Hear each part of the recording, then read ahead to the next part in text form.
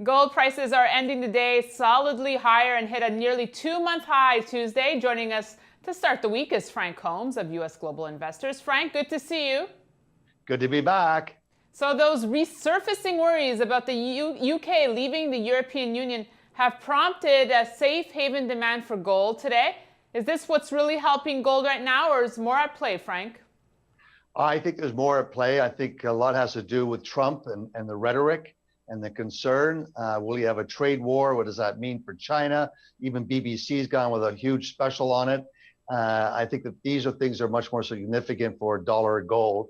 And real interest rates, CPI is coming out, things like that are very, very important for investors. Well, we also have a sharply lower U.S. dollar index, definitely helping gold here. It hit a 4-week low. How do you see the dollar scenario playing out here? Trump has said that the dollar is too high.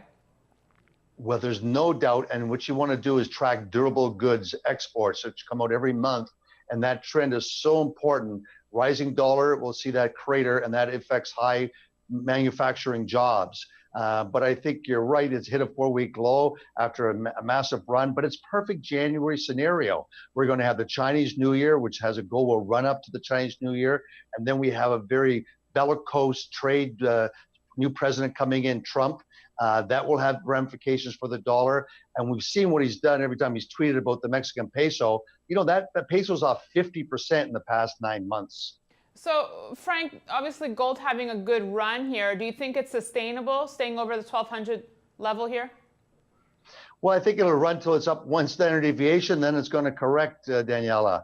I do think it can run further, but I think as I've said before, it was down 2 standard deviations a month ago, and now we're back through the mean.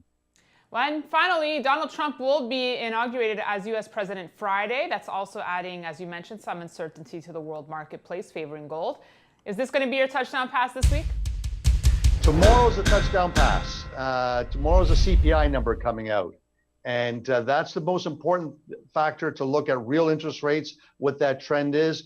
And the worry about Trump is inflation. And so we'll have to wait 6 months to see if we're going to get inflation from them. All right, Frank. And before I let you go, congrats. I know Morningstar awarded your fund with some really good credentials over there. So congrats on that.